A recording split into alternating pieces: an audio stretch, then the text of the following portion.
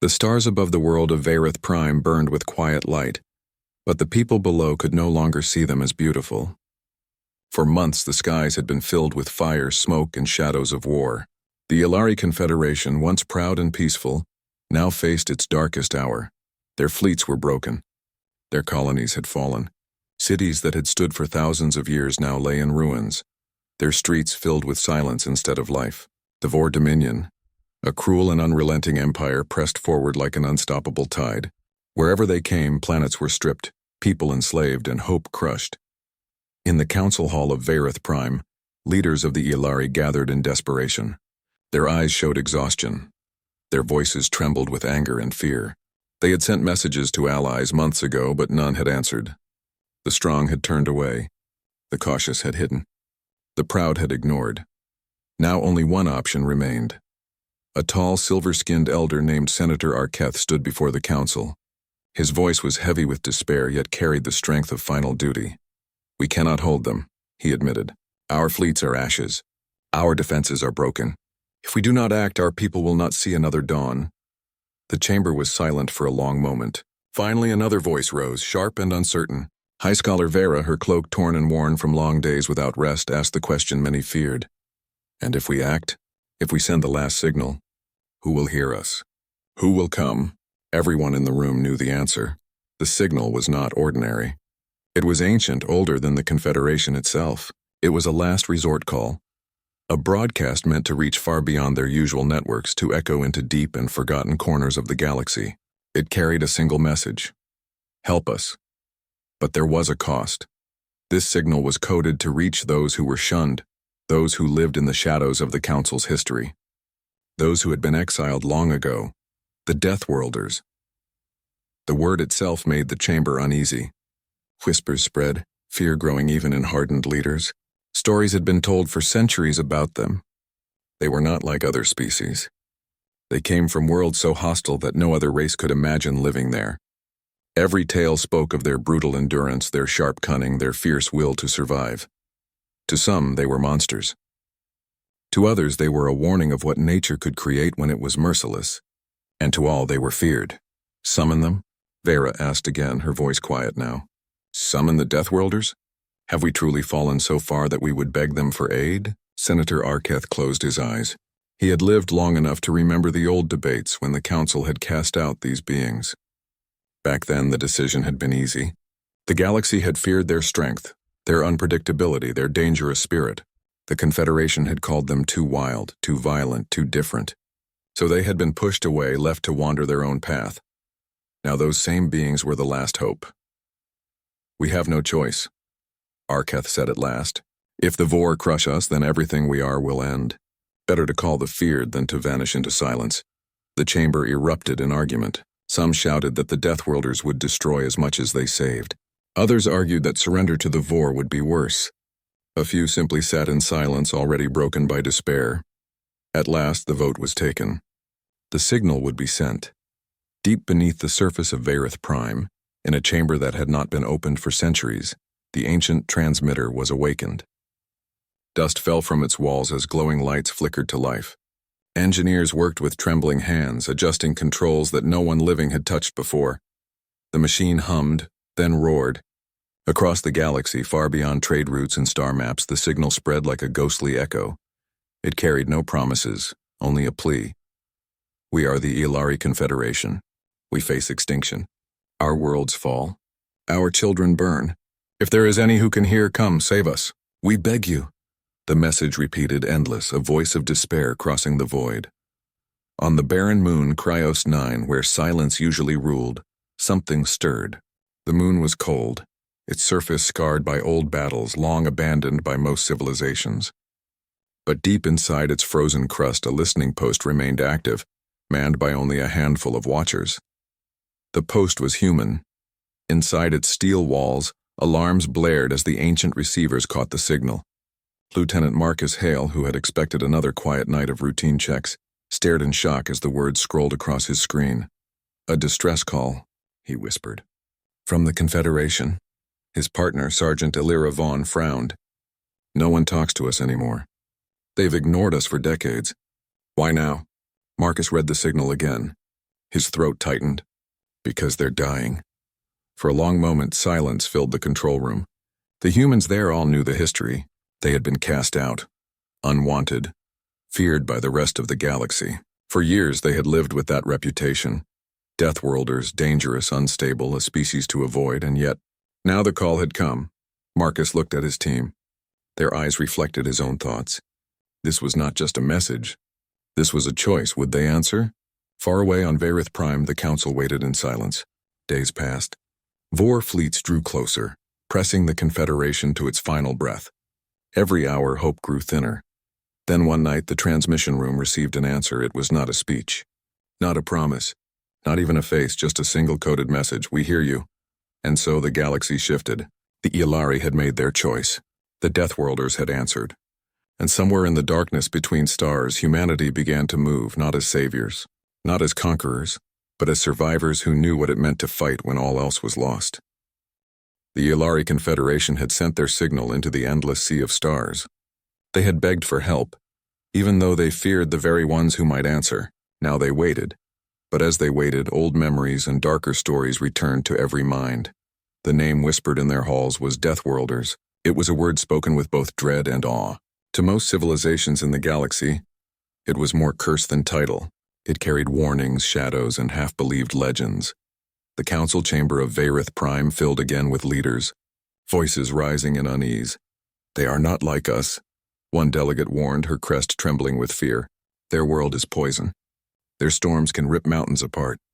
Their oceans can swallow continents. Their beasts hunt anything that moves. What kind of people could grow strong on such a place? They are not people, another spat. They are something else, something born for war. Senator Arketh, weary and worn, listened to every word. He knew the stories as well as anyone. Humans, as they called themselves, came from a world named Earth, a planet unlike any other. Other species struggled to survive in the calmest of environments. Humans had thrived on one filled with fire, ice, storms, and predators. Where one alien would fall, humans would rise again, adapting and enduring. Where one species needed fragile balance, humans bent chaos into their strength. It was this nature that frightened the galaxy. Do you not see? High Scholar Vera asked, her voice sharp. They were exiled for a reason. The Council feared them centuries ago, feared what they would do if allowed to spread unchecked. Yet they may be the only ones who can save us, Arketh replied. His voice carried not anger, but simple truth. A silence followed. The Council remembered well. When humanity first reached the stars, their ships were crude but fast. Their colonies spread quickly, far faster than most species had managed in their first centuries of travel. Their explorers ventured into places others called uninhabitable and returned alive. At first, the galaxy had been curious. They had invited humans to trade, to join the greater circle of civilizations, but curiosity turned to unease, then to fear. Humans did not think as others did. They took risks no one else dared. They fought battles no one else believed winnable and somehow won. They laughed in the face of danger, not out of arrogance but out of stubborn courage. And when threatened, they became relentless. Wars with small pirate fleets, border disputes with greedy neighbors. Humans had answered all with a ferocity that stunned observers. Soon, whispers grew. They cannot be trusted. They are too dangerous. They will consume the galaxy if we allow them. The decision came quickly. The Council voted to bar them. Humanity was cut away from the great alliances, locked outside the walls of civilized space. Trade stopped. Invitations ended. Borders closed. The humans had not fought back. They had simply turned inward, retreating to their colonies, building in silence, watching from the shadows. For centuries they remained apart. And so their legend grew. Now as the Vor pressed harder on the Ilari, those old legends returned with new weight. What if they destroy the Vor only to claim us next? One leader asked. What if we have traded one doom for another? Another added, the fear was real and not without reason but far away. Beyond their debates on the barren moon Cryos 9, the humans who had heard the call prepared. Lieutenant Marcus Hale stood before a large holoscreen, the distress call repeating again and again. His eyes were fixed, his jaw set. They're desperate, he said quietly. Sergeant Elira Vaughn crossed her arms. Desperate enough to beg us. Around them, the small team of watchers sat in silence. Each carried the same history in their hearts. They knew the names others had given them: Deathworlders, monsters, beasts in human skin. They had been taught to live with those names, to carry them like scars. But this call was different. "They cast us out," one technician muttered. "They said we were too dangerous to stand beside them. Now they beg for help?" Marcus didn't look away from the screen. The Vor don't care about who is dangerous or who is peaceful. They destroy everything. If they win, they will come for us too. This fight will reach us sooner or later. Elira studied him, then gave a slow nod. She understood. Humans did not fight because they enjoyed it. They fought because survival demanded it, and when survival was on the line, nothing could stop them. The message was sent back. A simple reply: "We hear you." But for humanity, hearing was only the first step. Within weeks, human fleets stirred. They were not the largest fleets in the galaxy. They were not the most polished or elegant. But they were built with raw determination, hardened by centuries of isolation. Their ships carried scars from storms of plasma, from asteroid strikes, from constant testing against hostile skies. Their engines burned hotter, their weapons struck harder, because they were made for a people who never expected safety. And behind those ships stood soldiers. Men and women raised on a world where weakness meant death. They were trained not just to fight, but to endure hunger, cold, exhaustion, and fear. Where other armies broke, humanity's forces held. This was the truth of Deathworlders. They were not monsters. They were survivors. And survivors were the most dangerous fighters of all. Back on VerythPrime, the Iolari leaders watched the first human transmissions. The council chamber was filled with tension. Hollow images of human ships filled the air, dark, angular vessels built for function rather than beauty. They looked like predators among prey. "They come," Arketh whispered. "Look at them," another muttered. "Ships of war, not peace." "They are Deathworlders," Vera said firmly. What else did we expect? But as the images shifted, they saw more. They saw fleets organized with precision, formations tight and disciplined. They saw crews working together with unspoken understanding, their movements fast, practiced, efficient. These were not mindless savages. These were not uncontrolled beasts. These were people who had learned long ago that chaos could only be answered with order, and danger with preparation. In the refugee camps of VerythPrime, whispers spread. Families huddled close, their eyes wide as they heard rumors. The humans are coming. The Deathworlders. Are they saviors or another storm? For some, hope sparked where none had been before. For others, fear deepened. No one knew what to believe, but one truth was certain. The Vor had never faced humanity before.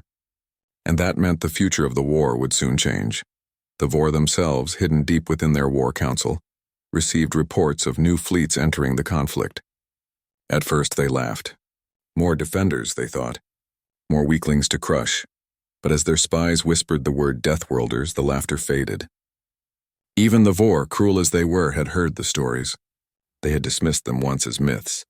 Now they wondered if those myths would soon stand against them in battle. Back on Cryos 9, Marcus Hale sent one final message before boarding his ship.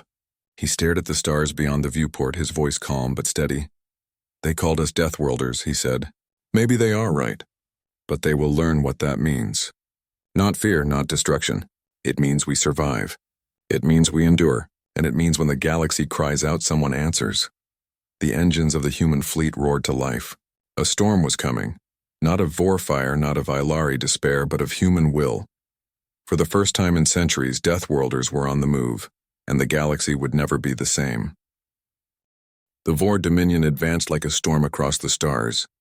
Their fleets were vast, their weapons cruel, their soldiers merciless. Wherever they arrived, worlds crumbled and resistance burned to ash. Now their eyes were set on the jewel of the Ilari Confederation, VerythPrime. The Vor commanders believed it would fall within days. The planet's orbital defenses were shattered, its fleet reduced to broken wreckage. The capital city was filled with refugees, not soldiers. The Vor expected victory to be simple, but the humans had arrived. In the skies above VerythPrime, the void shimmered as new ships dropped out of faster-than-light travel. Dark, angular vessels, their hulls scarred from years of harsh service, spread across the system like wolves among sheep. The Yellari Council watched through their command screens, their voices trembling. "They came," whispered High Scholar Vera. Her tone carried both awe and fear. Senator Arketh leaned forward, eyes fixed on the growing fleet. The Deathworlders. The Vor, however, laughed. Their warships outnumbered the newcomers 10-1. They were confident in their size, their firepower, their cruel dominance. "More prey has come to us," one Vor commander growled. "Crush them quickly. Make the Yellari watch as their so-called saviors burn." But the battle that followed did not unfold as the Vor expected. The humans did not hesitate. Where other species might have paused to assess, to calculate, to fear, the humans charged. "Form lances," ordered Captain Elira Vaughn, standing tall on the bridge of the human flagship Iron Resolve. "Cut their line. Break their rhythm." The fleet obeyed with precision. Human ships shot forward in small packs, weaving between Vor warships with daring speed. Their weapons fired in brutal bursts, targeting engines and command bridges with merciless accuracy. The Yellari defense screens lit up with stunned gasps as Vor warships exploded one after another. For the first time in months, enemy vessels were not only slowed, they were destroyed. "They fight like no one I've ever seen," whispered an Yellari officer, his hands trembling over his console. "Not like soldiers," another said softly, "like predators." On the ground below, the people of DEATHWORLD looked up at the night sky. Where before only fear had burned above them, now streaks of light carved across the darkness, human warships turning the heavens into a storm of fire. Children clutched their parents, asking what it meant. The elders, silent, only prayed. Some whispered that the Deathworlders had come not as monsters but as saviors, yet no one knew for certain. On the bridge of a Vor battleship, alarms screamed. The commander snarled, slamming a clawed hand against his chair. "They fight without caution," he barked. "They should be dying in silence, but they throw themselves into the fire. Are they mad?" "They are human," his aide muttered, shivering. The word felt heavy, filled with half-remembered warnings. The Vor commander ignored the fear. "Then let us see how long madness lasts." He ordered all weapons to fire. The void erupted. Hundreds of Vor cannons lit up, beams of energy tearing across space. Explosions shook the human fleet, hulls cracking, alarms shrieking. Ships burned. Lives were lost, but the humans did not break. "Hold the line," Captain Vaughn shouted. Her crew obeyed without hesitation, even as smoke filled the bridge. "For every ship they destroy, we take 2 of theirs." And they did. Human vessels fought like cornered beasts, adapting to each blow, answering every tactic with brutal creativity. If a ship's weapons were destroyed, it rammed its target. If engines failed, it turned itself into a shield for its allies. The Vor had never faced enemies who refused to retreat. They had never fought opponents who would sacrifice everything to drag them into ruin. In the Yellari Council chamber, silence reigned. The leaders stared at their screens, unable to believe what they were seeing. "The Deathworlders, they do not fight like us," Vera whispered. "They fight as though death itself is only another weapon," Arketh replied. His voice was steady, but his heart raced. For the first time, hope flickered in his chest. Hours passed. The battle raged. The humans, though outnumbered, carved through the Vor fleet piece by piece. Their tactics were unpredictable, their will unbreakable. At last, the Vor line faltered. Ships broke formation, commanders shouted in panic, and the great dominion that had crushed world after world began to stumble. "Impossible," one Vor captain muttered before his vessel erupted in flames. The humans pressed harder. Engines roared, weapons blazed, and one final charge shattered the Vor flagship into a cloud of burning wreckage. The battle for DEATHWORLD was over. On the surface, the Yellari people poured into the streets, staring at the sky. The Vor retreat was clear. The invaders had been defeated. Their once proud fleet now scattered ruins among the stars. For the first time in months, the people cheered, but their cheers were mixed with unease. The humans had saved them, yes. Yet no messages of comfort came. No promises, no soft words, no gestures of peace, only silence. In the command chamber, Senator Arketh received the first direct transmission from the human fleet. The image flickered to life, showing Captain Elira Vaughn. Her eyes were hard, her voice calm and clipped. "DEATHWORLD is safe for now," she said. "But this war is not finished. The Vor will return and stronger than before. Prepare yourselves, and you?" Arketh asked carefully. We fight because it must be done, Vaughn answered. Not for tribute. Not for your council's approval. Not for glory. She leaned forward, her gaze sharp as steel. We fight because we know what it means to be hunted, and we do not intend to fall. The transmission ended. Silence hung heavy in the council chamber. Some leaders exchanged wary looks. Others felt relief. But none could deny what they had seen. The Vor had been beaten, not by the Confederation, not by old allies, but by the very beings the galaxy had once cast away, the Deathworlders. Far from the council halls, in the refugee camps, word spread quickly. The humans had come. They had fought. They had won. Children spoke their name with wonder. Adults whispered it with fear. Elders remembered old warnings but could not deny the truth before their eyes. The humans were not myths. They were here. In the darkness of space aboard the Iron Resolve, Captain Vaughn stood at the viewport watching the stars. Her crew moved quietly behind her, repairing damage, tending to wounds, mourning the lost. She whispered to herself, her voice barely a breath. This is only the beginning. And she was right. The Vor Dominion was vast. The battles to come would be greater, harder, and more costly. But humanity had returned to the galactic stage, and they had made their first statement clear. Deathworlders did not run. Deathworlders did not hide. When the galaxy called, they answered with fire. The skies above ViewerShip were calm for the first time in months. The Vor fleet had retreated, leaving trails of wreckage and silence behind. For the people of the Confederation, it was a moment to breathe, a moment to hope. But for the Iolari, that hope carried an unfamiliar weight. The humans remained in orbit. Their ships did not fire in celebration. They did not offer speeches of comfort or promises of protection. Their weapons remained armed, their formations disciplined, their eyes vigilant. The Deathworlders had won the battle, yes. But the victory was not quiet. It left an impression that would linger in every mind. Inside the Iolari Council chamber, debate flared once more. They saved us, High Scholar Vera admitted, her voice tight. And yet, I do not know if we are safe, or if we have merely traded one threat for another.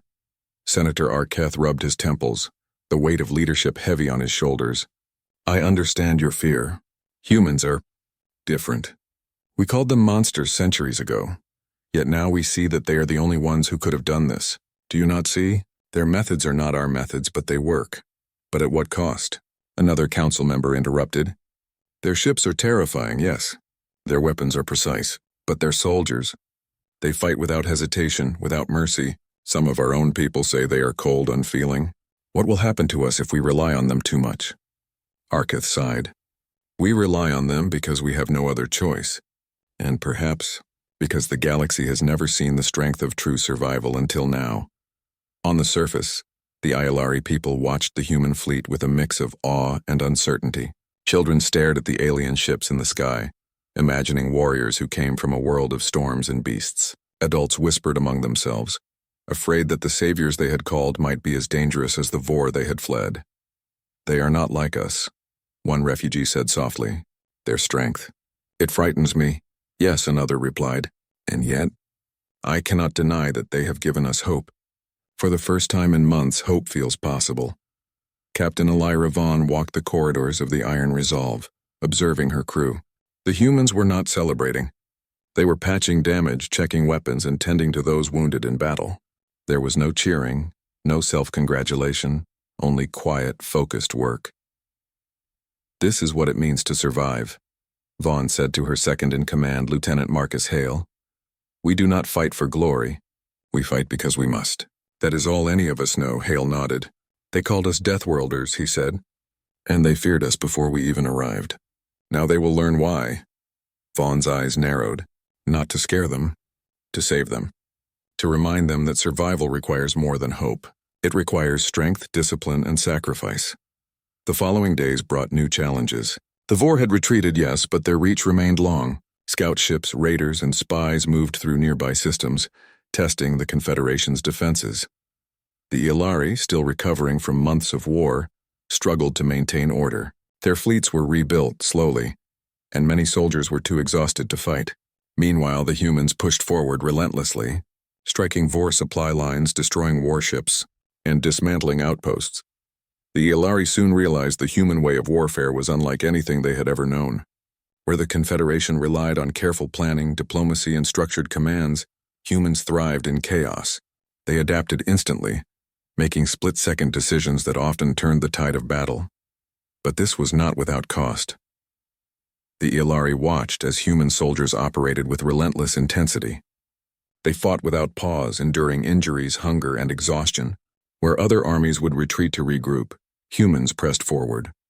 Their victories came at great personal expense, and the Ilari began to wonder if such methods could ever be understood or trusted.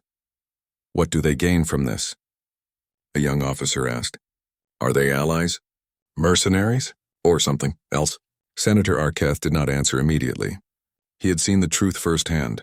Humans did not fight for power or territory or glory. They fought because they could not do otherwise.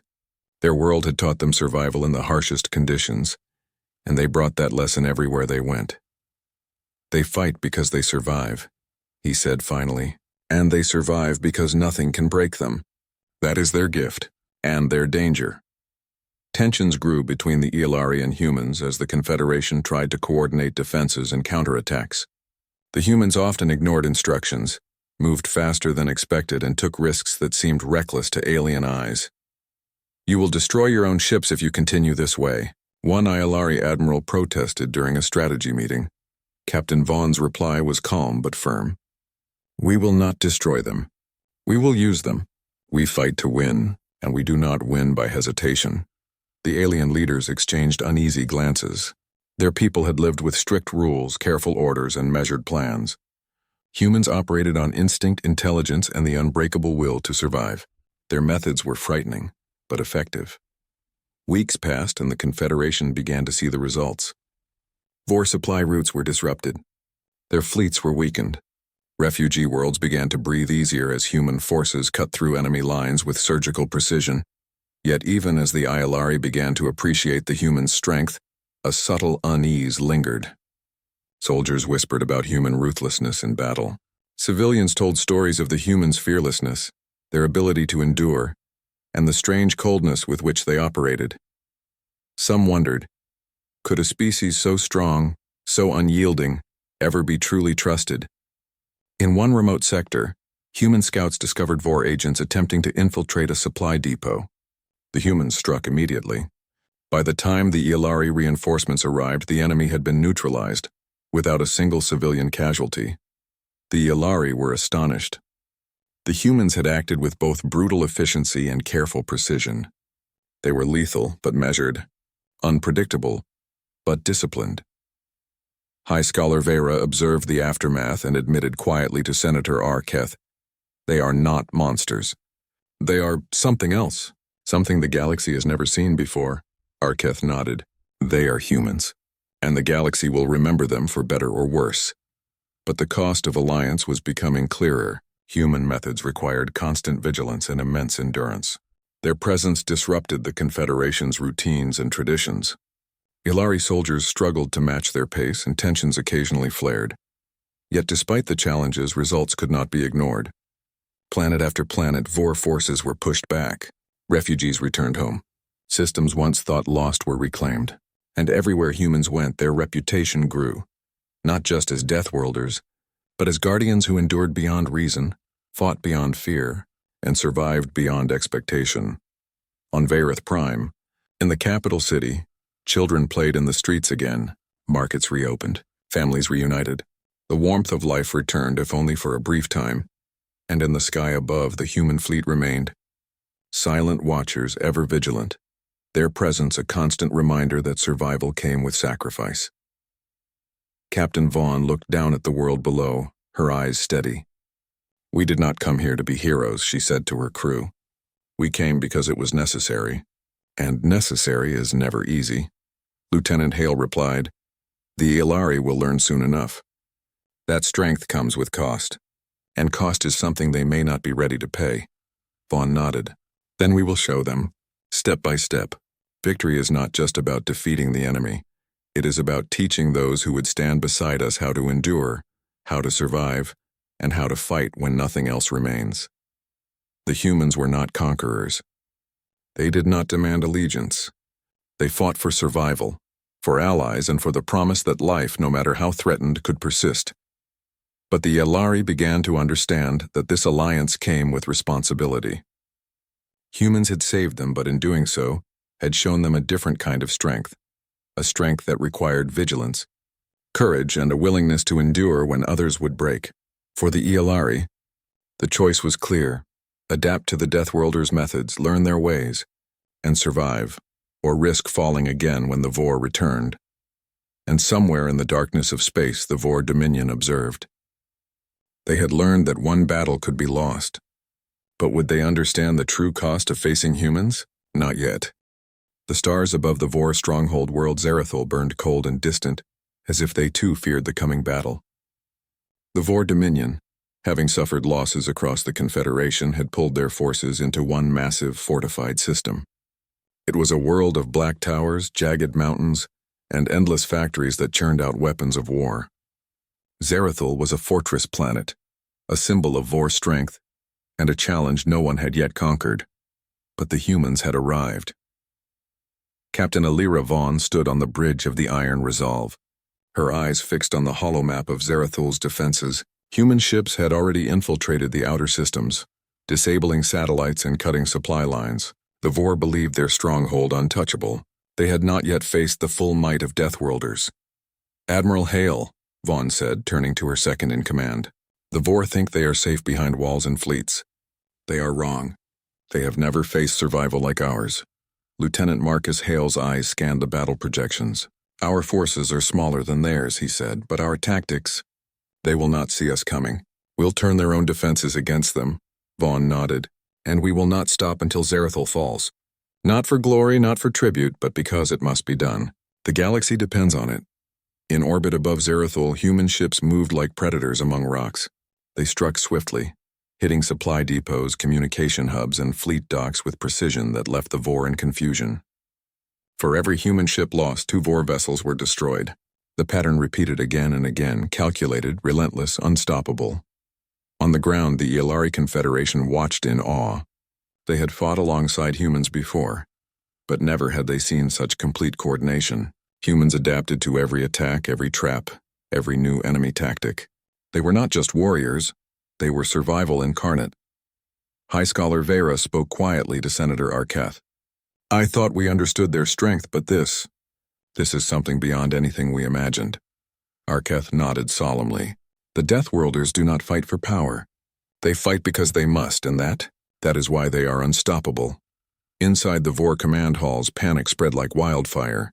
Reports poured in from the outer systems. Ships destroyed, supply lines cut, communication networks down. The Vor commanders shouted, ordered, and threatened, but chaos had taken root. Their perfectly organized empire was faltering. "This cannot be," one Vor general screamed. "How can a handful, destroy so much?" "They are humans," another admitted reluctantly. "They come from harsh worlds. They endure what we cannot. They fight what we cannot fight. That is their power." The realization hit the Vor too late.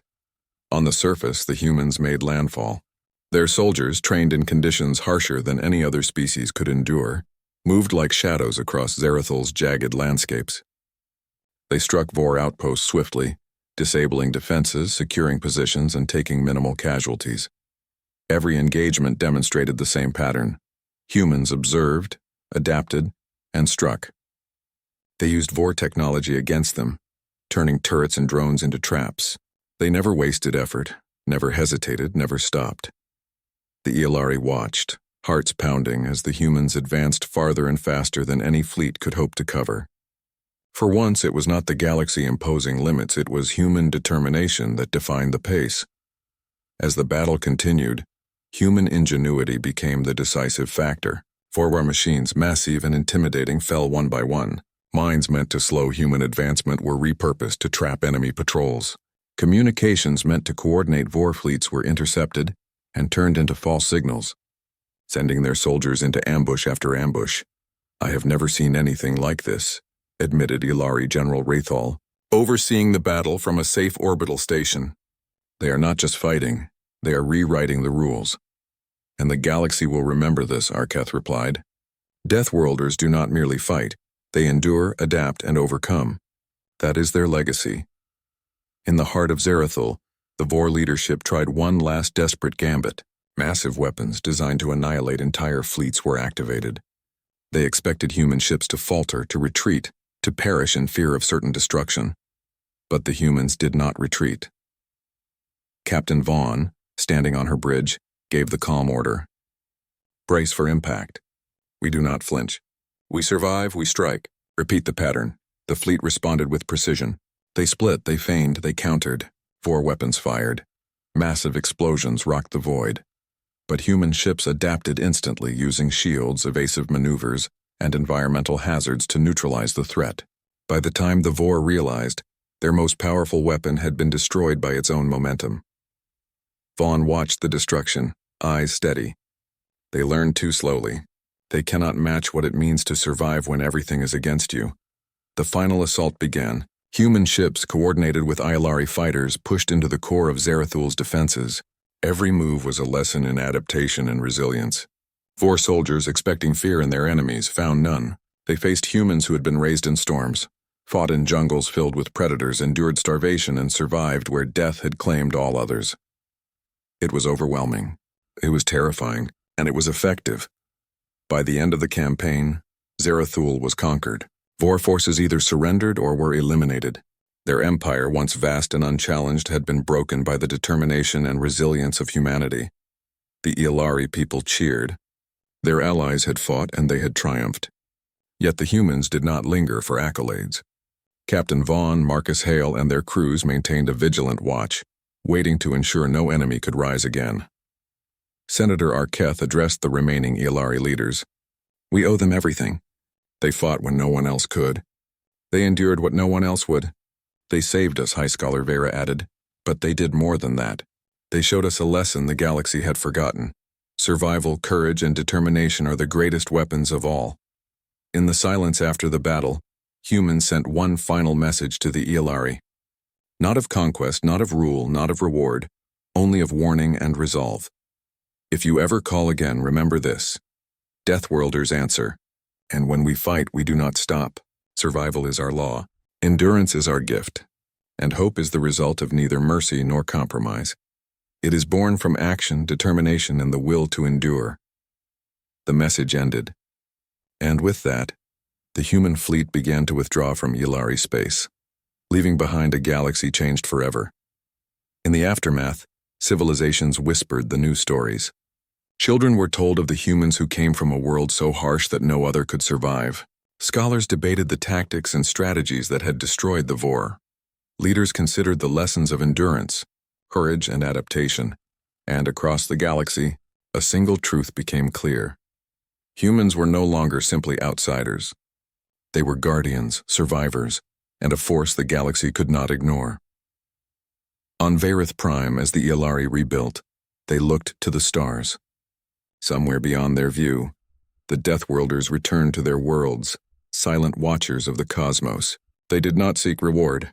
They did not seek recognition. They moved because they must, because they survive, and because the galaxy will call on them again when all else fails. Captain Vaughn stood on the bridge of the Iron Resolve, looking at the stars. Lieutenant Hale joined her, the silence between them heavy but comfortable. Do you think they will remember us? Hale asked. Vaughn shook her head. They may. They may not. That is not why we fight. We do not fight to be remembered. We fight to survive. And when the galaxy cries out, someone answers, Hale nodded. Then we leave them with more than hope.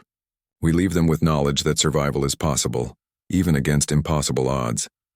Vaughn's eyes scanned the endless void. And if they call again, we will answer. Always. That is what it means to be Deathworlders. The galaxy would never forget. The Vor Dominion was broken. The Iolari Confederation survived. And humanity, born on a world of storms, fire, and survival, had proven once more that when the universe calls, Deathworlders answer. And when they fight, they do not stop. The stars themselves seemed to shine a little brighter that night, as if witnessing a new legacy being forged among the constellations.